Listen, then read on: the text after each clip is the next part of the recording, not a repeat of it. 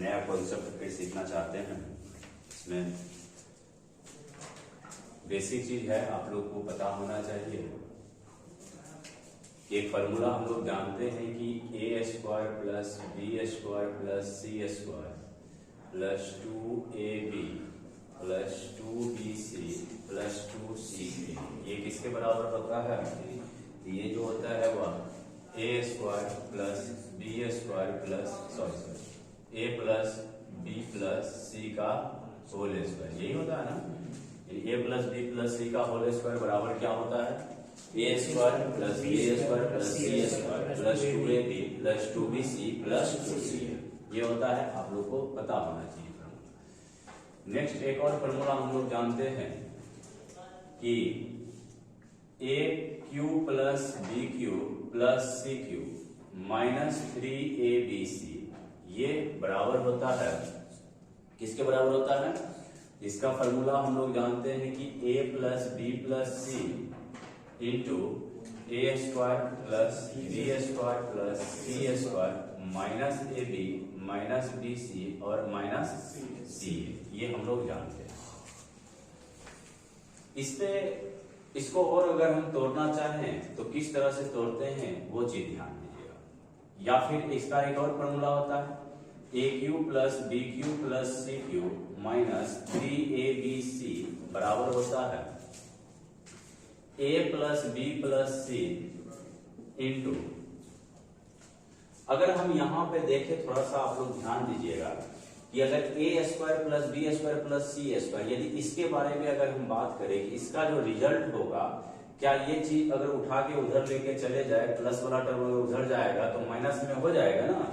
तो क्या हम इसको लिख सकते हैं इस प्रकार से कि बताइए A square plus B square plus C square ये किसके बराबर होगा?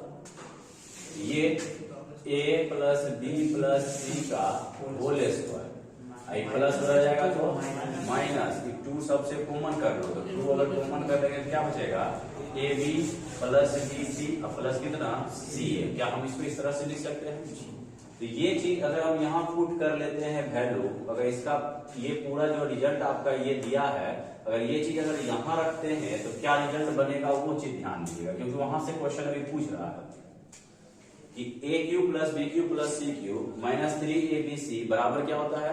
ए plus B plus C into, अब बताइए कि इसके जगह पे हम क्या पुट करेंगे, कितना लिखेंगे बोलिए तो?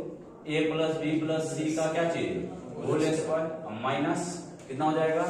2 इंटू कितना A B plus B C plus C A, और यहां से देखिए पूरा माइनस यहां से कॉमन करो क्या आएगा? Minus A B plus B C plus C A, यही आएगा ना। हम क्या किए पूरे तीनों टर्म से माइनस कॉमन कर लिए। अब देखिए दो इतना है 2 into A B plus B C plus C A, अब minus A B plus B C plus C A, ये दोनों को अगर हम माइनस है दोनों में तो 2 और 1 3 हो जाएगा। क्या हम इसको लिख सकते हैं कि A cube plus B cube plus C cube minus 3abc बराबर होगा, किसके बराबर हो जाएगा? तो A plus B plus C into A plus B plus C का क्या चीज होल स्क्वायर माइनस कितना 3 into A B plus B C plus C A. ये आप एक कॉन्सेप्ट है, इसको आप लोग याद रखिएगा, क्योंकि अभी क्वेश्चन अब यहां से बनने लगा। ये दोनों टाइप से नहीं बल्कि इससे क्वेश्चन बनता है, इस फॉर्मूला से क्वेश्चन। लोग जान गए हैं कि A cube plus B cube plus C cube minus कितना 3abc बराबर क्या होता है? A plus B plus C into A plus B plus C का whole square minus 3ab plus B C plus C A. इसमें क्या क्या होता है वो चीज ध्यान दीजिएगा। आपको ये दे देगा रिजल्ट, ये दे देगा आपका रिजल्ट, और आपको ये दे देगा रिजल्ट में, और कहेगा डायरेक्ट ये चीज वैल्यू आप बताइए। समझ रहे हैं ना? तो आप ये डायरेक्ट फॉर्मूला लगा के हम लोग इसका रिजल्ट निकाल सकते हैं। आपको 2 कॉन्सेप्ट अभी समझ में आ रहा है, ये और ये। अब इसका एक और फॉर्मूला होता है, तीसरा फॉर्मूला ध्यान दीजिएगा कि A cube plus B cube plus C cube minus 3abc, यह जो है एक और फॉर्मूला है इसका कि 1/2 into A plus B plus C into कितना ए माइनस बी का whole square plus B minus C का whole square plus C minus A का होल स्क्वायर। आप इस पे भी इसको क्वेश्चन को बना सकते हैं। बहुत सारा क्वेश्चन इस पे भी बनता है, इस फॉर्मूला से भी बनता है, ये भी एक कॉन्सेप्ट ही है। अब जैसे क्वेश्चन क्या क्या बनता है वो चीज हम लोग देखने वाले हैं। जैसे देखिएगा कि x बराबर 1999, y बराबर 1998 और z बराबर 1970 हो, तो आपको ये दे दिया है डाटा कि x का मान, y का मान और z का मान। x कितना दिया हुआ है 1999, y कितना दिया हुआ है 1998 और z कितना दिया हुआ है 1997। तो अगर आपसे पूछे कि बताइए x square plus Y square plus Z square minus X Y minus Y Z minus Z X का वैल्यू क्या होगा, ये एक क्वेश्चन है आपका कि x का मान कितना दिया हुआ है 1999, y का मान कितना दिया हुआ है 1998 और z का मान कितना दिया हुआ है 1997 और इसका आपसे रिजल्ट पूछ रहा है। तो इसको करने के लिए आप यदि यहाँ पे x, y, z का वैल्यू पुट करके बनाइएगा तो नहीं कर पाएंगे कैलकुलेशन, बहुत टफ हो जाएगा। इसीलिए इसका एक कॉन्सेप्ट है, और वो क्या कॉन्सेप्ट है कि कभी भी अगर इसका रिजल्ट हमसे पूछे तो इसके लिए हम लोग फॉर्मूला एक जानते हैं। क्या फॉर्मूला कि X square plus Y square plus Z square minus X Y minus Y Z minus Z X अगर कभी भी पूछे इसका फॉर्मूला होता है 1/2 इंटू एक्स माइनस वाई का whole square plus Y minus Z का होल स्क्वायर और प्लस कितना जेड माइनस एक्स का होल स्क्वायर। ये एक फॉर्मूला है जो हम डायरेक्ट कर सकते हैं। अब जरा से देखिए कैसे बनेगा। तो 1/2 इंटू एक्स कितना दिया हुआ है बताइए तो 1999 और y कितना दिया हुआ है 1998। क्या ये दोनों का डिफरेंस होगा, कितना आएगा 1, मतलब 1 का square plus y minus Z का होल स्क्वायर, वो y कितना दिया है 1998 और z कितना दिया हुआ है 1997। दोनों का कितना का अंतर 1 का, मतलब 1 का स्क्वायर। फिर प्लस z कितना दिया हुआ है 1997 और x कितना दिया हुआ है 1999। दोनों में कितने का डिफरेंस 2 का, प्लस में या माइनस में, ये माइनस में 2 हो जाएगा। अब जब इसको सॉल्व करेंगे तो 1/2 इंटू 1 का स्क्वायर 1 प्लस 2 का स्क्वायर 4 हो जाएगा। तो 4, 5 और 1 6, 6/2 कितना 3, अर्थात आपका रिजल्ट कितना हो जाएगा 3 हो जाएगा। तो कभी भी इस तरह का क्वेश्चन हो तो डायरेक्ट वैल्यू पुट करके नहीं बना सकते। इसके लिए एक कॉन्सेप्ट है और एक फॉर्मूला है जो हम लोग को याद रखना पड़ेगा कि X square plus Y square plus Z square minus X Y minus Y Z minus Z X किसके बराबर होता है 1/2 इंटू एक्स माइनस वाई का whole square plus Y minus Z का whole square plus Z minus X का whole square. लेकिन इसका एक कॉन्सेप्ट है, एक ट्रिक भी है कि आप डायरेक्ट इसका कैसे निकाल सकते हैं। तो इसमें क्या है कि यदि एक्स वाई जेड अगर किस चीज में हो एपी में हो, किस चीज में हो एपी में हो, तब हम डायरेक्ट इसका आंसर ला सकते हैं। अगर एक्स वाई जेड क्या चीज में हो एपी में दिया हुआ रहे, या फिर देख लीजिए कि सबका जो डिफरेंस है वो सेम हो। देखिए दोनों में कितने का अंतर है 1 का, दोनों में कितने का अंतर है। एपी का मतलब ही होता है कि पदों का अंतर क्या हो सेम हो, तो वो क्या कराएगा एपी में कराएगा। तो यहाँ पे देखिए अगर एक्स वाई जेड अगर एपी में दिया हुआ रहे तो जब भी इसका रिजल्ट पूछे तो हम डायरेक्ट लिख सकते हैं इसका आंसर होता है 3d स्क्वायर। क्या आंसर होता है 3d स्क्वायर होता है, जहां d क्या होता है कॉमन डिफरेंस अर्थात पदों का अंतर। तो बताइए डायरेक्ट लिख सकते हैं 3 इंटू, अब देखिए डिफरेंस कितना का 1 का, डिफरेंस कितना का 1 का, डिफरेंस 1 का है तो 3 गुना 1 का स्क्वायर, आंसर कितना हो जाएगा आपका 3, यानी ये आपका रिजल्ट हो जाएगा। तो ये भी एक फॉर्मूला है, एक ट्रिक है कि अगर एक्स वाई जेड एपी में हो तो X square plus Y square plus Z square minus X Y minus Y Z minus Z square किसके बराबर होगा 3d स्क्वायर के बराबर होगा, जहां d क्या हो गया कॉमन डिफरेंस हो गया। अब हम लोग नेक्स्ट क्वेश्चन करने की कोशिश करते हैं। दूसरा क्वेश्चन देखिएगा बेटा, तो इसको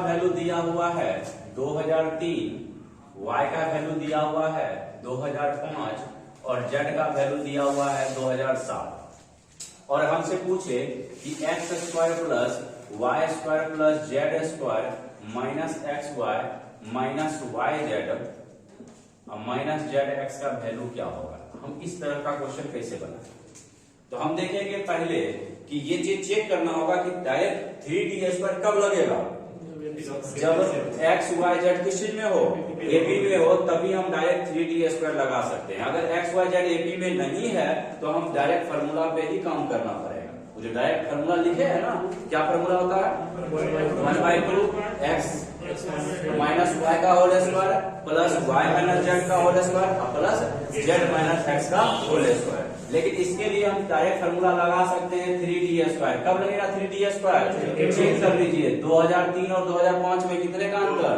2 का। 2005 और 2007 में कितने का अंतर, 2 का। डिफरेंस क्या सेम है, अगर डिफरेंस सेम है तो डायरेक्ट लिखेंगे 3 इंटू 2 का स्क्वायर, क्योंकि डिफरेंस जितना होगा उतना का स्क्वायर। तो 3 और गुने कितना, 2 का स्क्वायर कितना 3 गुने 4 यानी कितना हो जाएगा 12, यानी आपका रिजल्ट कितना हो जाएगा 12। ये आपका दूसरा क्वेश्चन हो गया। क्या समझ में आ गया होगा।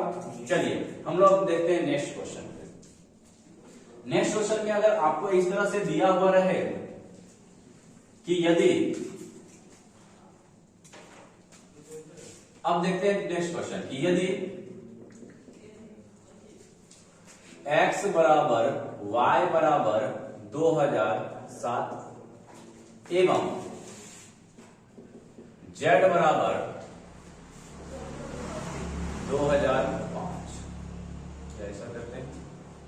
x y z का मान है 2000 या 1900 या 998 लिखते हैं, 998 और z का मान दे दिया है 995 या 94। x बराबर y बराबर कितना दिया हुआ है 998 और z का मान कितना दिया है 994 हो, तो हमको निकालना है कि x square plus Y square plus Z square minus X Y minus Y Z और माइनस कितना जेड एक्स, इसका रिजल्ट क्या होगा, कैसे निकालेंगे हमको चीज ध्यान। तो क्या इस क्वेश्चन को अगर हम करना चाहे तो क्या ये चीज बताइए कि क्या यह क्वेश्चन एपी में है, ये एपी में नहीं।